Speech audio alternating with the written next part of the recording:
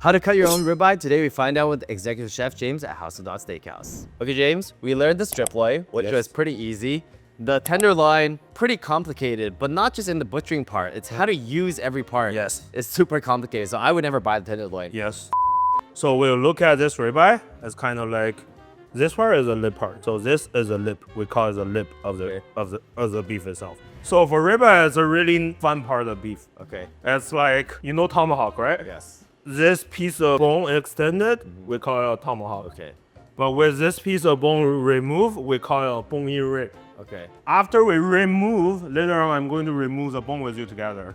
So after I remove the bone over here, we call it a ribeye. But difficulty-wise, how is it compared? Well, strip loin is the easiest. You pretty much make steaks, right? Tenderloin is the most complicated. Well, it seems like the most complicated. Is this in between? Well, this is just the Ribeyes, you just cook steaks, right? Yes. Would you cook anything else with a ribeye? No. Okay. Okay, so let's start with this ribeye. Okay, let me guess. First of all, sinew needs to Yes. come off. So over here, we just kind of try to find the attachment part. And this attachment part, is there a name for this attachment part? Well, Still the lip, that's the lip. Oh, this is the lip. I'm clear the lip. So here, grab our boning knife. Slowly go through it. Go through it. Go through it. Now you clear it. And then make sure your knife tip is to the outside so it doesn't cut into the meat over here. Okay? That easy to cut through? Your knife is that sharp? But is it because you have a sharp knife or the meat is just easy to cut through? Well, first it's sharp knife. Second thing is the meat is pretty soft. Because it's a prime, it's a nice fat claw. Okay. So over here, There's another separation. Oh, interesting.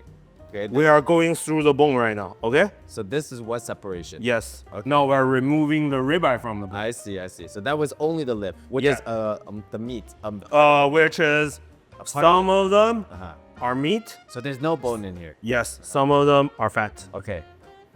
And now we remove the ribeye Yes. from the bone. And now when you see, you can see your bone over here, right? Okay. And then use your knife, goes next to the bone. So be as close as possible to the bone, right? 'Cause Yes. You don't want to cut off excess. Yes.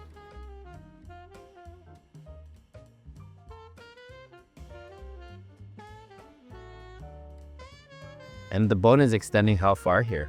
Into here. Okay. See, that's the end part. Oh, I see. See? But when you see over here, that's the longest. It's like a pork bone, right? Remember pork ribs? Okay. It always goes from the shorter to the longest. Okay. So that's why we clean the longest part first. So when we're cutting our own meat or even selecting meat, what makes the meat darker or lighter? And does that make the meat better? Depends on the oxygen level of the beef itself. Okay. If it's after a long term of vacuum seal, that means all the oxygen is losing their activity because like all the meat becomes dark because there is no oxygen. So here we pretty much take it off.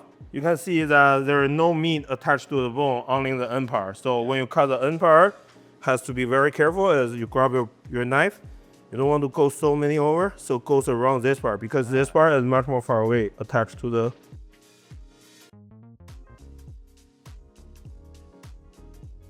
So now you have a nice beef rib. So over here you can see that's what we call, between the bone, we call it finger meat.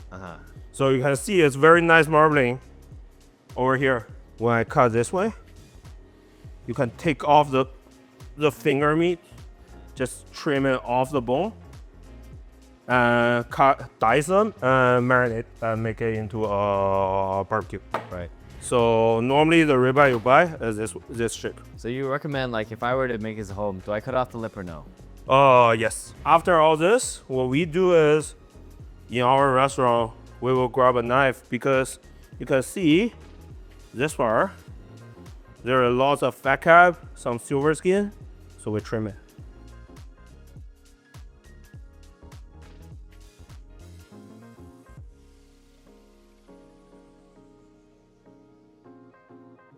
So butchering meat's not that hard. It's not. The hardest part is actually how you're gonna use this meat. Yes. Planning the meat usage. So I know. There is another thing that we need to go through when we do the ribeye is when we cut it. So I'm going to cut a piece of steak off first. And we serve it 20 ounce, so I'm going to go first one around this part. That's a big steak. Jeez, 20. I think it's more than 20 ounce for sure. Yes, it's 25 ounce. Why do people buy such big ribeyes? Huh? Right, ribeyes always come this big? Well, ribeye is the biggest shape of the steak. So trim some of the fat part off. So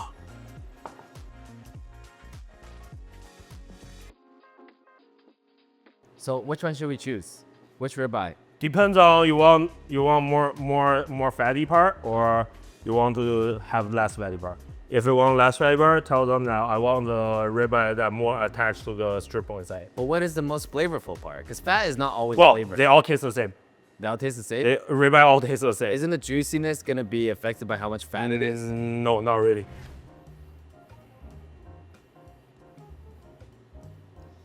This takes like, to appreciate, like if someone comes to your restaurant, Yes. they got to learn about all this to really appreciate your food. Otherwise, it's just really another steak. Well, yes. Then it's just a waste. Yes. But most people, when they come here, what do you think? Should they come with an appreciation for food or should they just come for the experience? Well, they should come here for experience. The only thing they need to let me know is what kind of beef are they looking for. Okay. They don't need to know like why this is great food. No. They just need to have a good time. Yes. Really? Eating is a very personal preference thing.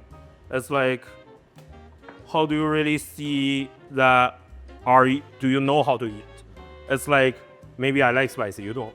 Okay. Can I say you are wrong? Or can you say I am wrong? No, you can't.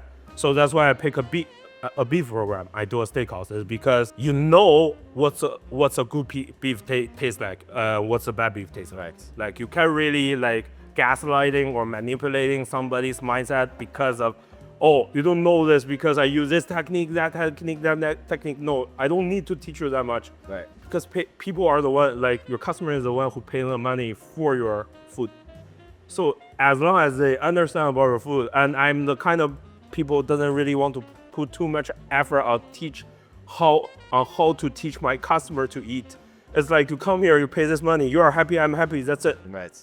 So for beef, you can never gaslighting your guests because Everyone knows like everyone knows what's a good one and what's a bad one.